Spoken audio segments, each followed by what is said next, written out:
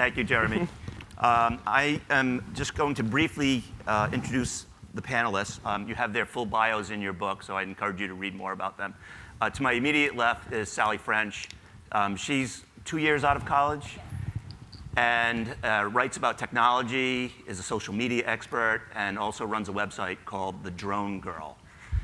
We'll talk more about that in a bit. And to her left is Jillian Berman. She came on board a little bit ago from the Huffington Post, and she is focusing exclusively for MarketWatch on the student loan crises and is writing about everything having to do with student loans. And we'll talk more about that practically. You heard about Jeremy already.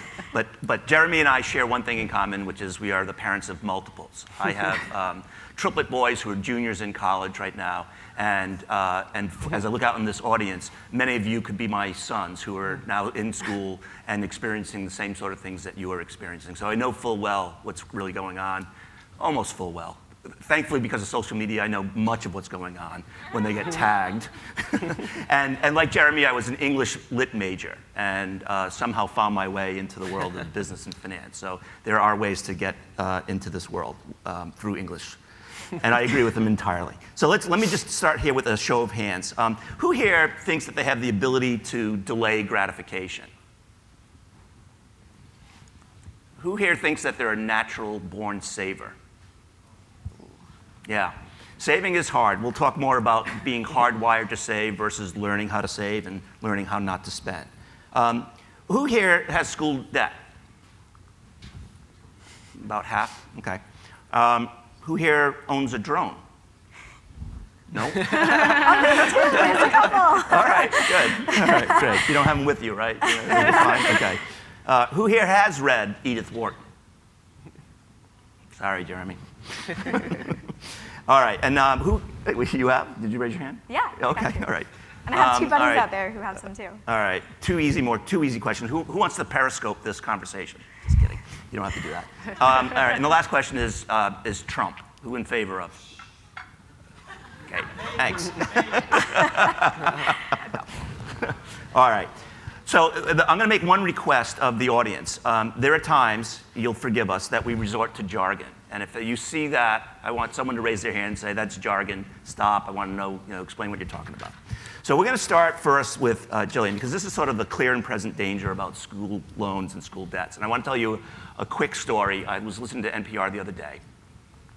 And there was a story about a student who had just graduated from Cornell with $190,000 in debt. And now he lives wherever he lives, and he's paying down his student debt, some $2,000 or so per month in student debt. He has his apartment, he's paying rent, and he has zero money left over. He can't even buy a TV right now. And even if he could buy a TV, he probably couldn't afford cable. And so one of the great tragedies, I think, that's happened with higher education is this notion of this experience that was supposed to help you rise, to climb the ladder of economic opportunity, has actually become a vehicle to impoverish you. And so I want to start here, Jillian, with saying, how do we sort of maybe break this cycle? How do students who might feel this impoverishment get out of that jam?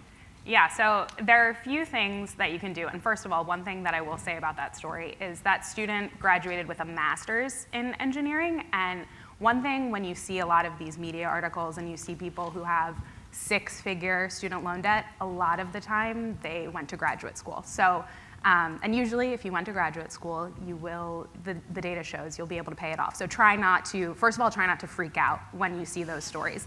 That's my first piece of advice.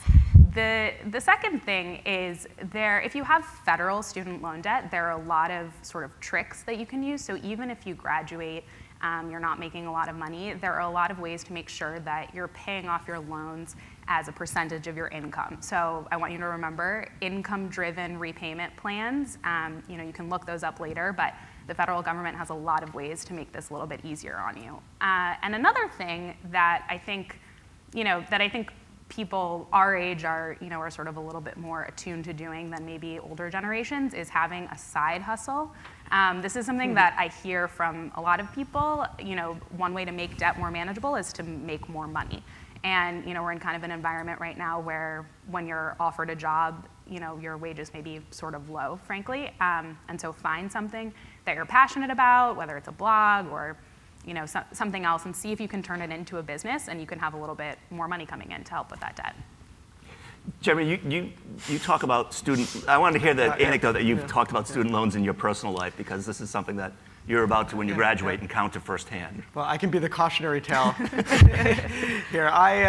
So I did get a master's degree, and that was in journalism, and had some undergraduate debt too. And when I was working my first daily newspaper job and not making very much of anything, and the loans came due, and I didn't have Jillian around to tell me all the options I had available to me, I kind of panicked. And rather than ask for help, which there was plenty of help to get, I decided to just ignore the phone calls and letters that were coming for a while. And funny, when you do that, they don't leave you alone at some point. It doesn't, it doesn't go away. And it ended up becoming a more serious problem for me that I was able to work out, but I, in retrospect, could have spared myself a whole lot of grief by getting the help. I mean, there are so many programs. I mean, one of the reasons we wanted a reporter just devoted to this topic is to get, I don't think the federal government does a really good job communicating what's out there. And I think you get your degree and no one's giving you any advice whatsoever on. And you've written a ton on this, and I only wish that in 1996 that existed, but. Yeah, the federal government has all these programs, and I think honestly they're sort of disappointed at the uptake of them. They're not as widely used as they should be. So when you graduate, you should research your options. You should get in touch with your servicer, which is the company that you make the payments to, and they're supposed to provide you with options. A lot of the times they are not as forthcoming as they should be. So if you have your research and you kind of know a little bit more about what you want, that can be helpful. Any war stories from your most recent? I was really lucky. I went to a state school, and I was an RA, so I got free housing and free board, and I got scholarships. So I was pretty lucky to not have too much student debt when I graduated. But I think that was really important to me. Is I looked at a lot of friends who went to these private schools or schools that were really expensive, and I always wondered, should I have gone there? And I had a ton of friends who, thought we have to go to Harvard. I went to this high school where everybody felt like, you don't make it until you go to high school or go to Harvard. How many of you guys went to a high school like that? And I went to a public school, and I think it was absolutely the right decision. You don't need to go to a school and saddle yourself with a ton of debt just to get what you want in life. I think it's more about getting the internships and networking and doing what you need to do to get the job you want, not necessarily going to the really expensive school. So we've talked about this in the past, but one of the things I told my kids when they went to college, we obviously tried to find the best fit, as I'm sure that you tried to do. We tried to find schools where they would get the most merit aid.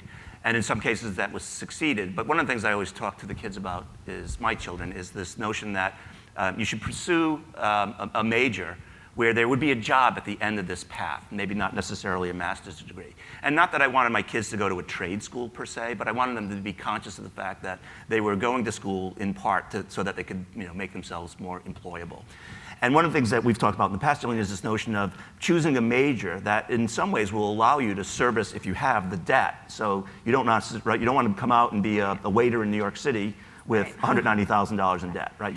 You want to be practical about the major that you choose? Yeah, you want to, if you can, and if it interests you, it's good to try to major in, I'm sure you guys hear this a lot, but to try to major in a STEM topic, right? Lots of people hiring for those jobs. They pay pretty well, and you should be relatively set when you graduate to be able to pay back your debt. If that doesn't interest you, and that's okay, one thing that's important to do while you're in college is, sort of try to get some skills that can, still help you, for the future workforce. So whether that's learning a little bit how to code or things like that, employers are looking for well-rounded candidates. So even if you have that English degree, it's nice to be able to say, I'm also proficient in HTML or things like that too. I would add to that just that Oxford University recently published a couple years ago a report that looked at what jobs will be obsolete in the next coming decades. And I'd highly recommend that you read that, because it's an eye-opener. The jobs that exist today go away. and they're replaced by something else. Right. Yeah. And you got to be prepared for that. And I think, that was something, like Bob said, I started my career at the Huffington Post and and I was a history major, so I didn't have any of that STEM background, but knowing how to sort of be internet-y, use the web, do like a little bit of light coding, I think really helped. So. But I think you guys are in such a great place. At MarketWatch, there's a lot of people who don't know how to code, and we just hired an interactive graphics developer, which is really, really awesome. But you guys have the benefit. How many of you guys coded a MySpace page? I don't know if you guys are too young for that. Yeah. But MySpace? Yeah.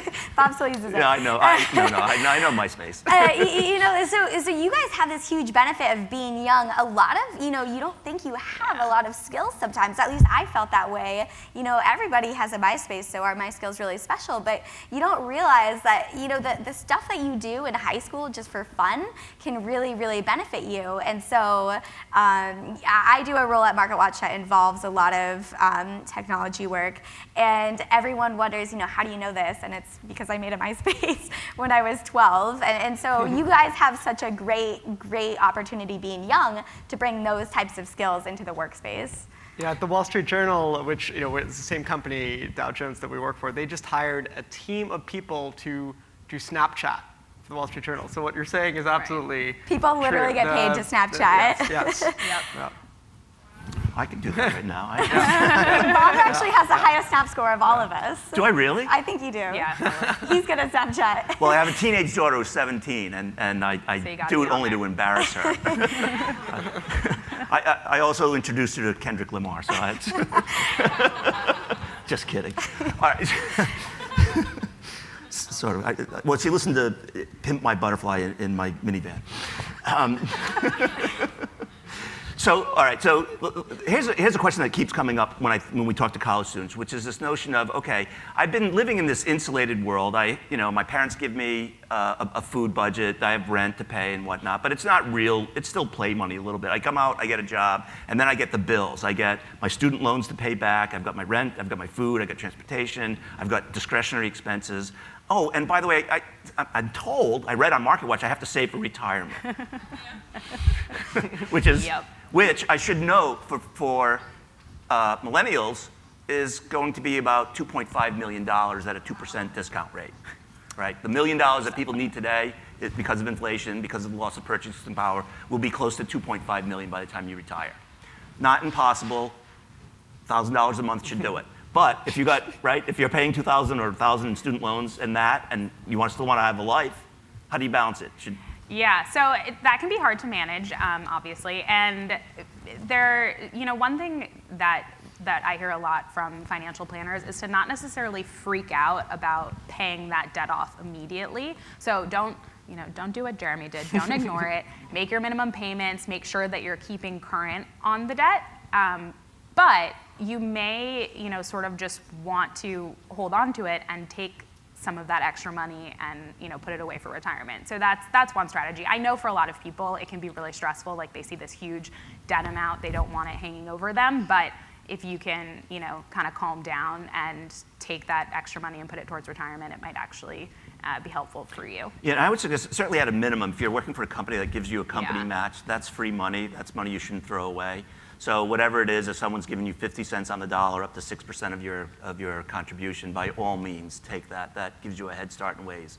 It also does something that I think for those folks who aren't natural-born savers, this becomes an automatic, and you just learn how to live on less, right? Which is sort of what's the age-old advice about living below your means? Well, forced savings forces you to do that. Yeah, and one thing that I sort of picked up after I graduated was, everybody has their own things that they like to splurge on. So for me, I like to go out to dinner, for example. That's an example for me. But there are also things that everyone can just kind of let go. So in my first job, there was like a big culture of going out for lunch, but not going out for lunch and actually sitting at lunch, just going out, spending $15 on a salad, and then bringing it back to your desk. And and I said, $15 for a salad? It's very expensive. It's like these chopped salads. Midtown Manhattan. Yeah. And then just bringing it back and shoveling it in your mouth at your desk. And I was like, you know what? That is not an enjoyable experience for my $15. So I just decided I was going to bring my lunch I was going to commit to myself to bring my lunch to work pretty much every day. So that was just, that's just a small thing that I gave up. And I think, when I was at Huffington Post, I wrote a post about it and I did a calculation. I think I saved, something like $2,000 a year. So there's always, there's things that you can find to give up, and there are things that you will still want to spend money on, and that's okay. Which brings me to this note. I want to go back to this thing about careers and majors and whatnot. So I'm going to recommend, if you have a pen, just write down this book. Moshe Milevsky wrote a book called Are You a Stock or a Bond? And it talks about the notion of human capital. Everyone here know what human capital is, by chance? Okay, so human capital, you do too, you know. So human capital is the notion of that your earnings power is your greatest asset, especially when you're starting out, right? You have no financial capital, you have no Social Security to speak of, but you have this tremendous earning potential over the course of 30, 40, 50 years of work. And that's an asset. Your human capital is an asset. And it will be really important when you're young in your career to think about investing in your human capital. So once you graduate, you're going to have to still keep learning and relearning and retraining, right? Because what you always want to do is never have your human capital sort of shrink, right? You always want it to keep growing. It does shrink over time because your earning power declines as you age. But nonetheless, you always want to be, you're going to be competing. I tell my sons this all the time. When I went to college, I didn't have to compete against anyone from China or India for a spot in college. And when I graduated from college, I didn't have to compete with anyone from Brazil or Europe for a job, right? It was largely a domestic economy. And I didn't have to worry about anyone outside the borders. But now my children and you all have to worry about that. So this need to invest in human capital, I think, becomes even greater for you than it did for me. It's still, it's still important to me because, right, there's no job security ever, really. And to your earlier point about jobs that'll be obsolete, I think the reason you need to keep your education, ongoing endlessly is exactly that. I mean, we're seeing the idea of automation and robots, even jobs that you would not think could be automated, like, for instance, being a journalist. We have experimented with automated market stories. You can write code that will basically do a company earnings story about as well as most journalists can. That's kind of scary. The AP is doing that for sports. I mean, the kinds of things that automation will take over, I think we've only scratched the surface. So staying on the cutting edge of whatever's happening, you don't really ever finish school is, I think, the way you need to look at it, is going to be more and more important going forward. Sorry to be depressing. We love robots. Well, speaking of robots, I mean, Sally, you sort of invented, right, the drone girl. You were named by Fortune Forbes as like one of the top 10, right? At age 26, one of the top 10 women experts in drones. That is true, yes. Like, that's a story unto itself, right?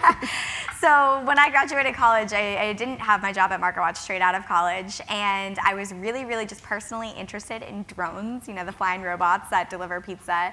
And I thought, I would develop this online personality called the Drone Girl, and I didn't really have a plan, but I made a website and I started writing about it because I was a journalism major in college, and it turned into this whole website, and going out and doing conferences all about drones, doing a lot of work, especially with girls, getting young girls interested in technology. I did all that, and I developed this online social media presence teaching people all about drones. The laws and the privacy and all the crazy things everyone asks if drones are spying on you. So that's what we talk about. So did you have a passion for drones, or you just sort of chanced upon it? So this is crazy. So I was in college, a journalism major, and I needed one more credit to graduate. And they were offering a drone class at the college I went to, and I had literally no idea what a drone was.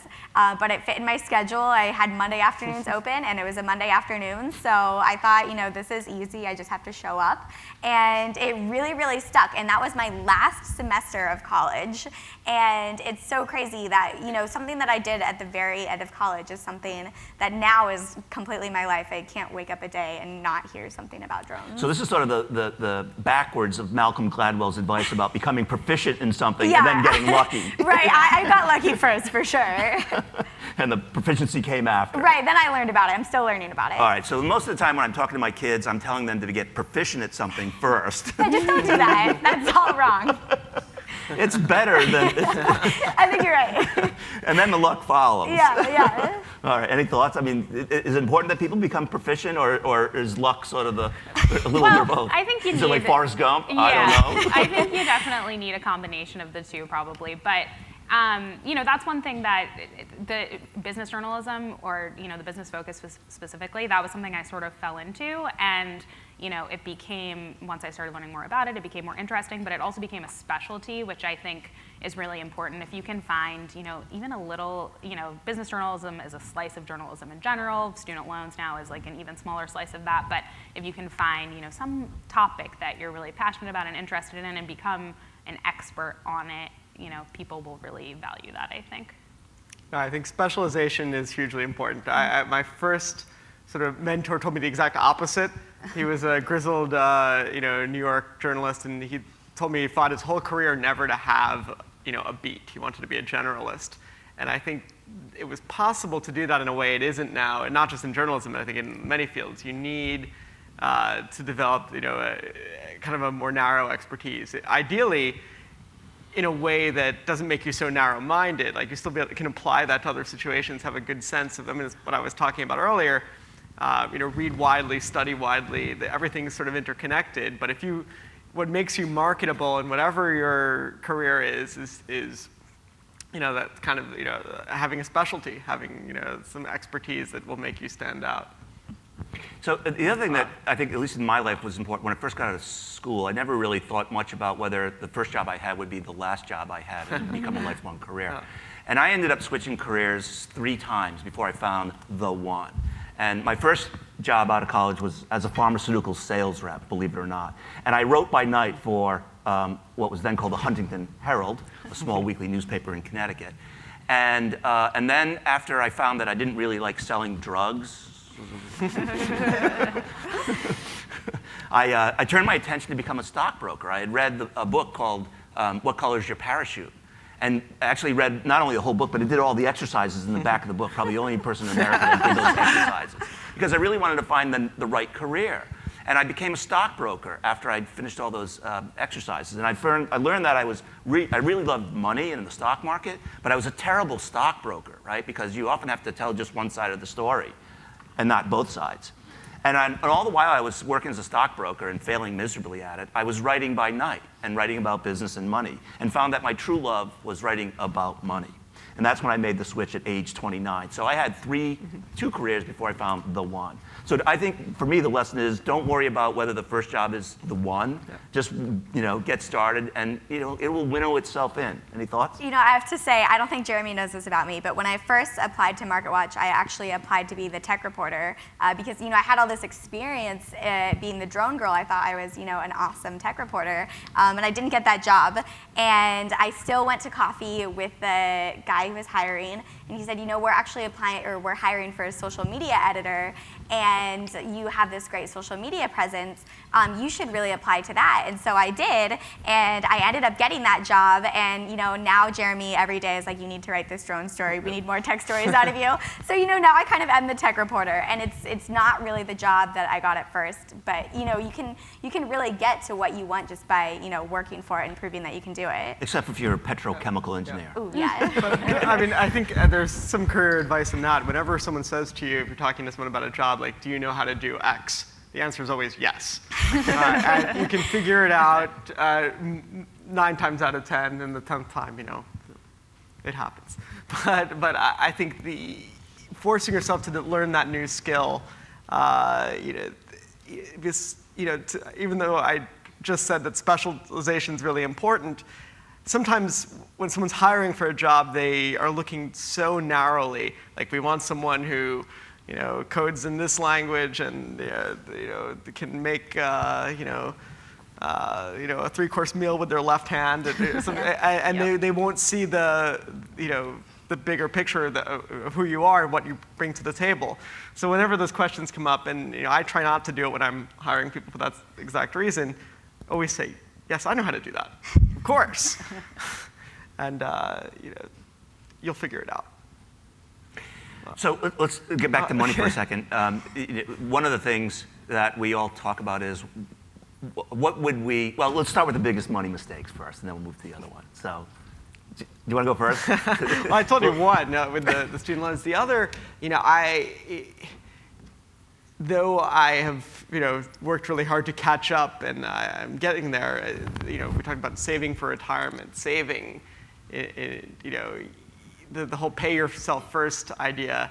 Cannot stress how important to start that early, even when you're not making much money. It's a habit. It all, the compound interest really is powerful. But I think the habit part of it, it being automatic, you're not even thinking about it. And even if you don't have a 401k at your first job, finding a place to put some money aside was that was a mistake I made, waiting too long to do that. And now there are a lot of good options. Some of the robo-advisors, they're sort of much, that are positioning themselves. I was just talking to the CEO of this, one of the robo-advisors, and they want to take over basically the savings account. They don't want people to put their savings in the bank anymore. Instead, invest in the put your savings in the robo-advisor, where the the portfolio would be safe enough that even if it's for short term, you could use it. But they hope to completely destroy consumer banking that way, and making things automatic. What's really interesting is a lot of the psychology of savings, and that they're really getting good at knowing the behavior of their customers and when people are thinking about pulling money out, and finding little nudges to get them to change their mind. And I think the more we can turn over to automatic behavior, despite what I said about robots can probably help you save money better because they don't have all our human failings. My biggest money mistake was not actually having problems saving, but it was not asking for money. When I first started The Drone Girl, I was 20, and I wasn't really confident in myself. I mean, I was 20, and I had no experience, no skills to back me up. And I remember specifically one time we did an event for families on the Harvard Stadium, and we brought in all these drones to demo and flew them around. And I was the MC for that event, and we just put in tons of hours to put this event on. And they asked me to come be the MC, and I said, sure, of course, I would love to. It's at Harvard. This is so great. This is great for my resume and my reel and all this. And we did the event. It was fantastic. And at the end, one of the organizers said, hey, do you mind if I ask, how much did we pay you to do that? And I said, oh, you didn't pay me at all. And he said, we would have paid you hundreds, maybe thousands of dollars to do that. And I just never asked to get paid because I felt like if I had asked, they would have said, oh, we'll find someone else to be the MC. And that was a huge mistake. And so, be confident in yourself. Even if you don't have any experience to back you up, I mean, it's at least worth asking, right? So, Jillian, you have a similar story at the Huffington Post, right? Yes, yeah. I will. I'll piggyback off of that. My first job, I graduated in 2011, which was not the worst time to graduate, but was also not a great time. I got offered a job in journalism, which was what I wanted to do, and I was so excited that I did not negotiate my salary, and I spent the rest. I worked there for 3.5 years. I spent the rest of my time there essentially renegotiating my salary every 6 to 8 months. So, that was a good experience and lesson, but I, don't want to do that again.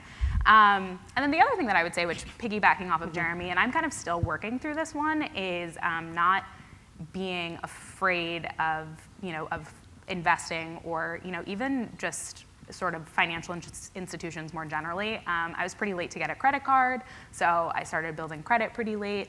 I'm still, I'm not investing as much as I should be. I have a lot of my money just kind of in a savings account, not, But you have a 401k at work. I do have a 401k, so I'm doing that. But, this is a trope that people say about millennials, but I find it to be true about myself too. We saw the stock market crash. It's scary to, to put your money in there.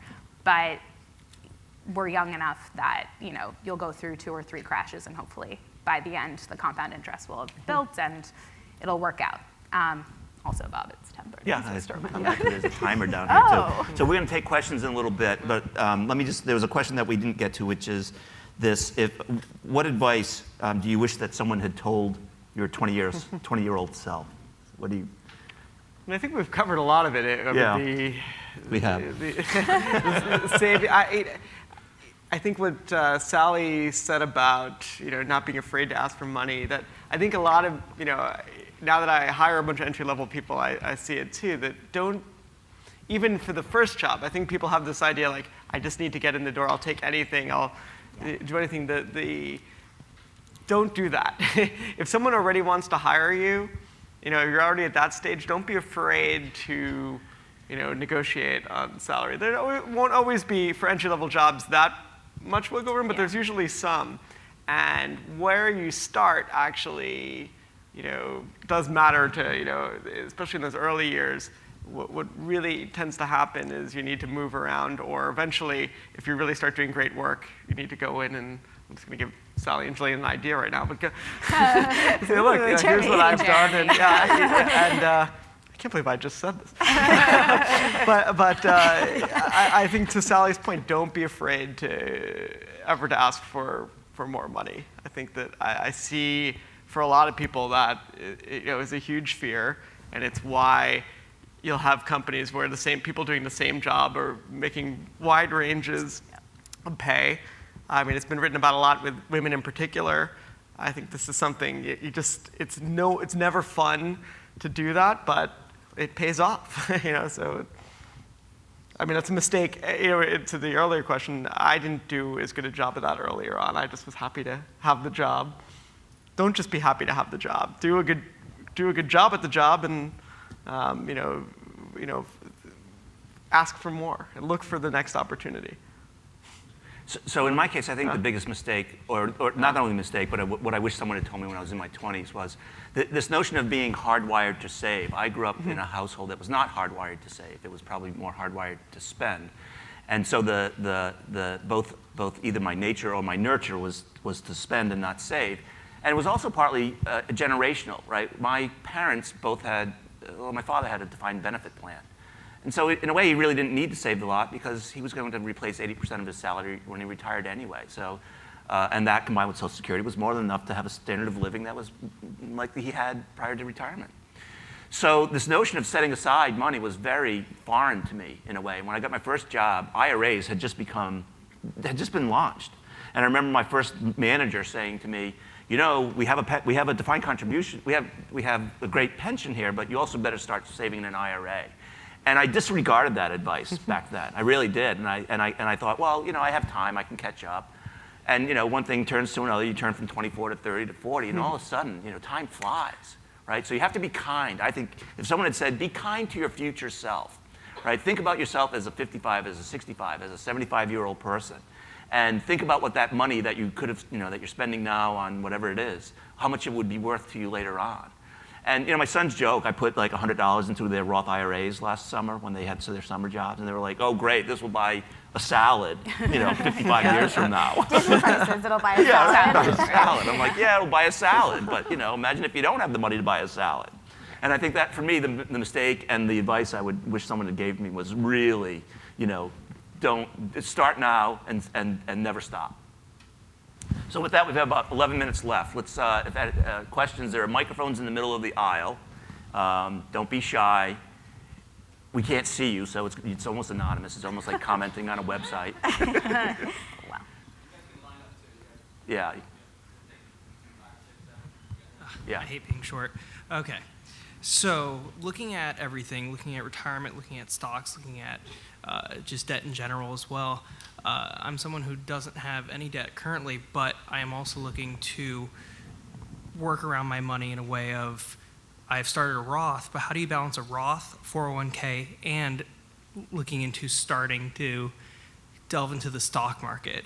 Where do you start there? How much money would you put into stocks, determining their volatility with, retirement and everything? So how do you start? How do you balance it all? Sure. Do you want me to start? Sure. Okay. So I think the common advice would be, if you're working for an employer, always invest up to the max to get the maximum employee contribution, and then take the balance and put that into the Roth IRA to the max that you can there. And if there's anything left over, go back to your tax deferred account, your 401k. When you first graduate, you're going to be potentially in a lower income tax bracket, and Roths would be more important because it's more likely than not that your future tax rates will be higher than they are now. But the truth of the matter is, what you want is something called tax diversification, right? So there are people I've spoken to at Ernst & Young who sometimes throw up their hands and say, put half in a Roth and half in your tax-deferred 401k, and that at least, if nothing else, will give you the option at some point later in life to pull money out in the most tax-efficient manner possible. Now, you have one more complication, which we didn't have when I was growing up, which is the possibility of having a health savings account as well. And that complicates things a little bit, too, because you probably have a high deductible plan when you come out. And so this notion of saying, OK, now I got to add 401k, HSA, and Roth. And that just, there's not enough money, right? So I think you're going to have to sort of just balance it out. But that would be my order, would be 401k first, Roth, and then now if you have an HSA, because that money, too, is valuable. That help? Yeah, it does. It does. And then I guess looking into more of the stock market, is it even wise to invest in there? Yeah. So here, I'll give you I can't.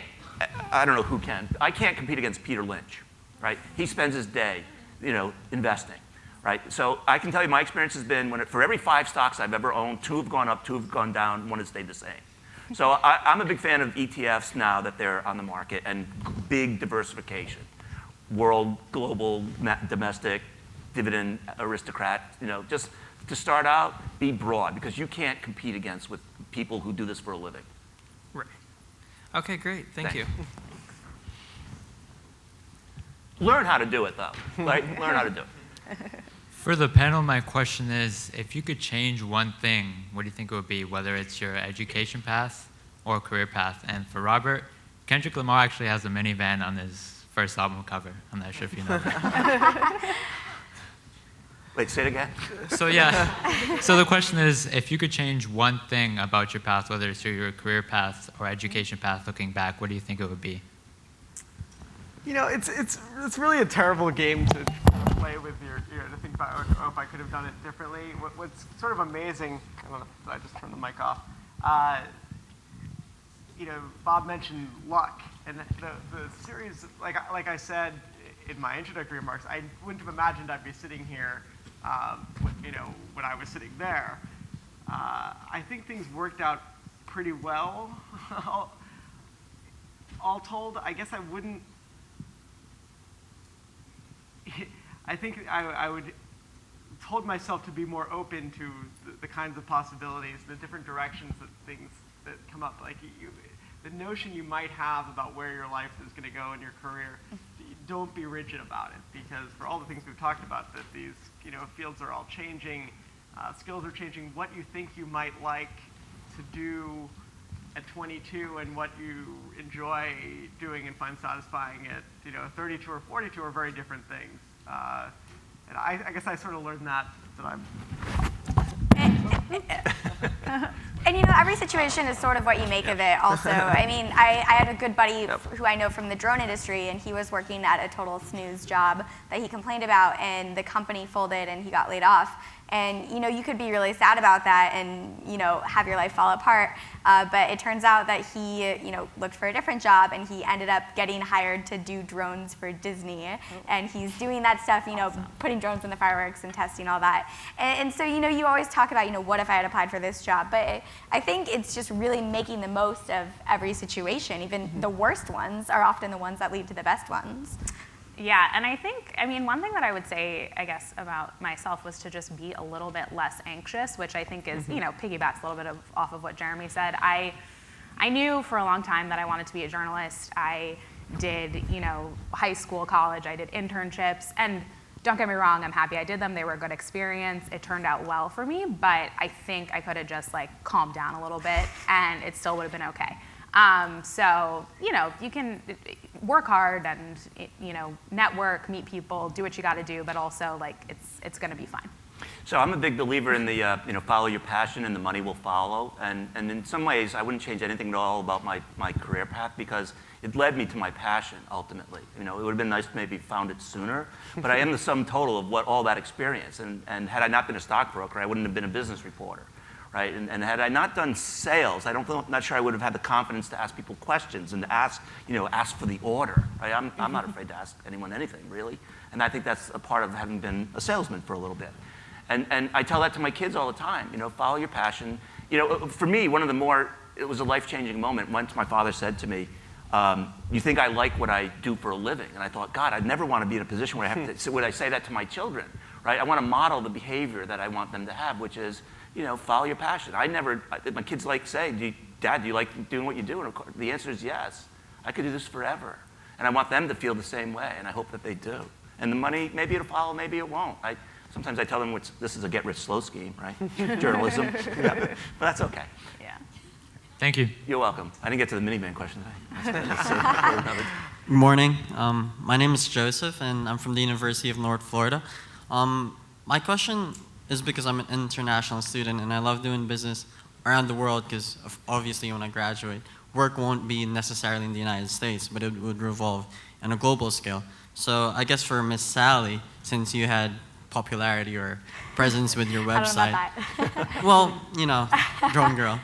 Or maybe for everyone else in the panel, I wanted to ask about online presence. What would be your main advice to gain a stronger online presence towards different generations and different markets, different targets? Have one for sure, but it's also hard to know because everything's constantly evolving. I mean, when I was just starting out, Twitter was so hot, and how many of you guys use Twitter versus how many of you guys use Snapchat? Everybody, and so it's hard to know. So that's a great question. Is which social network do you get on?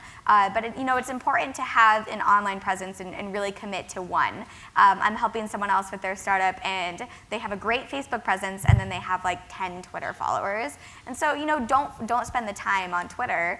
If you already have a really good Facebook presence, just really focus on and build that up where your audience is going to be.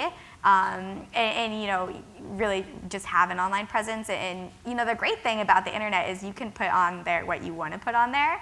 So you can kind of present yourself in a way that you want to, and there's also dangers in that. But you can really put the stuff that's going to promote your business onto Instagram or Snapchat, wherever the cool kids are. So Sally, I worry about this a lot. When I look at my children and their Facebook and Instagram presence, I'm always saying, be kind to your future self. And Yes. Someday one of your future employers may chance upon your Facebook page. And once I chanced upon my son standing on the top of a house on a roof with a funnel at his foot, and I thought, I'm not sure your future employer wants to know that you're good at funneling, right? Yeah. Beer funneling. Yeah. I mean, for sure, you don't need to have this very rigid Facebook presence. I mean, Jeremy knows, we have fun. We had drinks last night. It's okay to, if you're under 21, you never drink, obviously, right? But if you're, you can Definitely. show yourself having fun. It doesn't need to be this staunch, business profile picture. But obviously, the best background check is not the one the FBI does. It's the Facebook stalking, and we all do it. And your employers do it when they're looking to who they're going to hire. So, I mean, consider presenting yourself maybe without the funnel. I don't know. Yeah, I told them to untag himself, right? So You don't want anything embarrassing that's Googleable. Yeah. Right. I mean, that's, put the kibosh on several times we were going to hire someone and we found something like, if you have written a manifesto about your plan to violently overthrow the government, don't, make that publicly available with your name on it necessarily. Yeah. Same thing with the funneling picture. So going back to the topic, you were talking about startup businesses. So my friend over there, Chad, we're actually trying to start something online, and I was wondering, growing the online presence, what if you don't have many followers on Facebook, Twitter, Instagram? Yeah. What would your advice be to grow, to get bigger, I mean, to growing get a that following is really hard. I think the easiest thing you can do is reach out to other people. So say, hey, I want to do a little blog post about your really big drone business, and then those people will retweet you, and then suddenly their fans are your fans. Always responding to people. I think, there's internet commenters, and most of them are trolls, and most of them suck. But figure out which ones those are, ignore those ones, and then really engage with the people who are going to help make you better and share your stuff. And people don't like to talk to a wall. People like to look like someone's talking back. So the most important thing you can do is really respond back to people and show that you're listening. Okay, so actually, we're bumping up against the time limit, so not only should you be Here's kind. what I want to do, Bob. I want to ask each person here so that they get their question answered to be a little shorter, one question, one expert, so that we have the 4 people. real Okay, quick. so Sounds good. can we Rapid fire, have, if we can.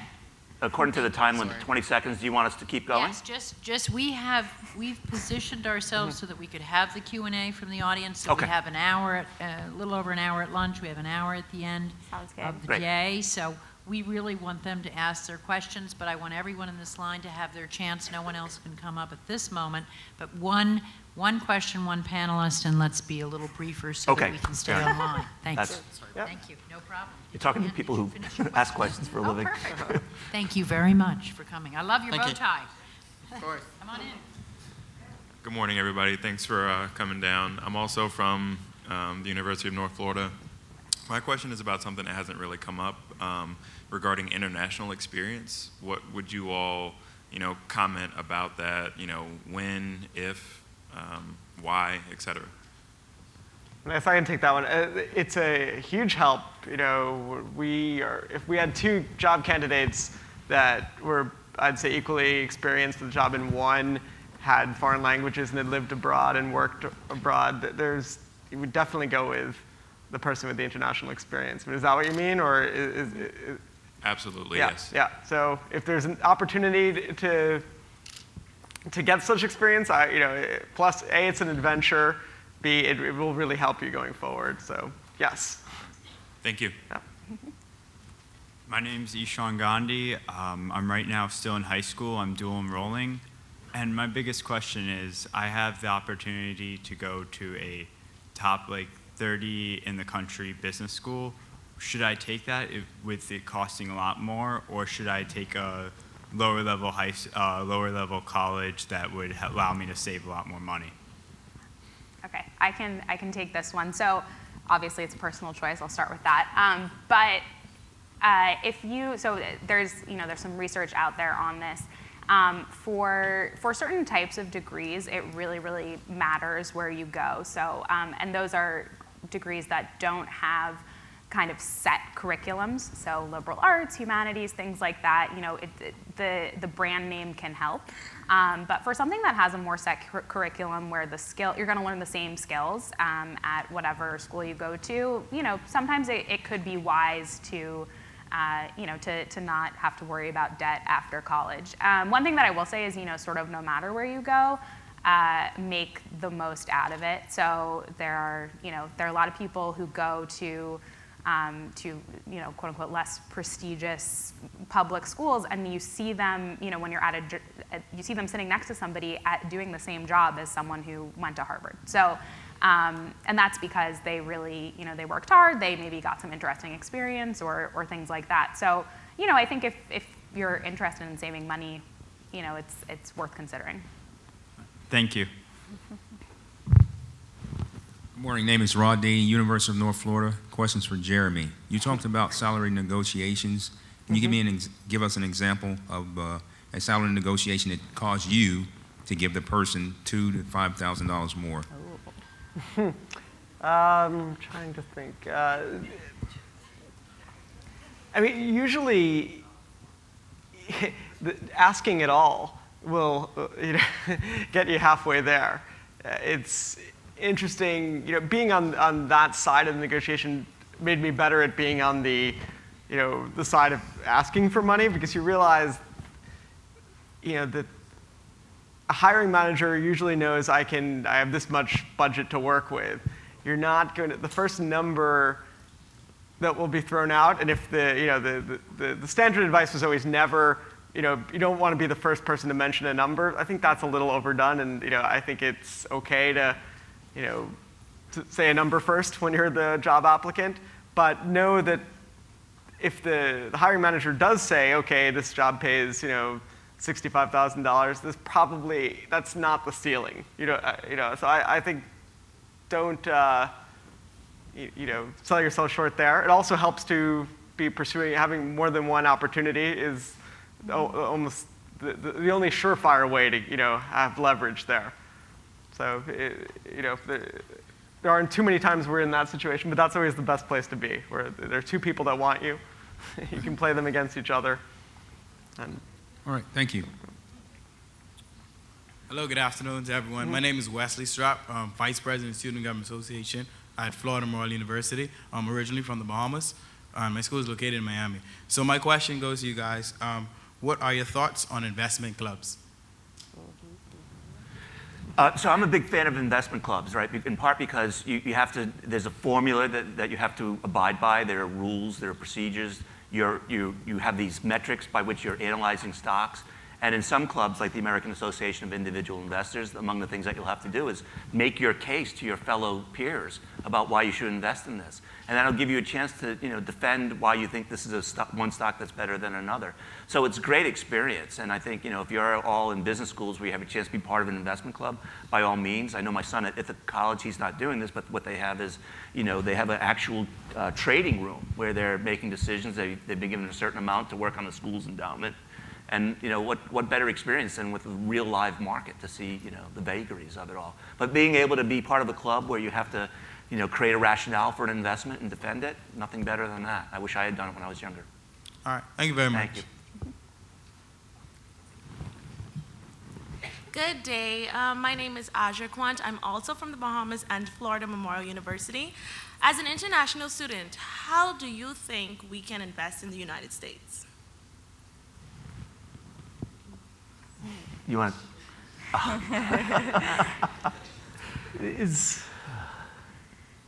tell me a little more. What's specifically would you like to do? Well, the Bahamas is an independent country, and we're not an American. So how can we invest in another country as United States? How do you think that we can go about doing that? You mean invest in companies here? In companies, yes. Well, for a lot of the ways we've discussed, if you're working here and do have, for one, a 401k, there are, also the other, investing vehicles we've talked about, like robo-advisors. I don't think there's anything stopping you that I can think of from investing in the U.S. Have you encountered a problem? Not as yet. Yeah, I don't think you should have any issues there. Okay, Yeah. thank you. Yeah. Thanks. All right, let's look at our last question. So join me in thanking our panelists. Thank you, guys. Thanks.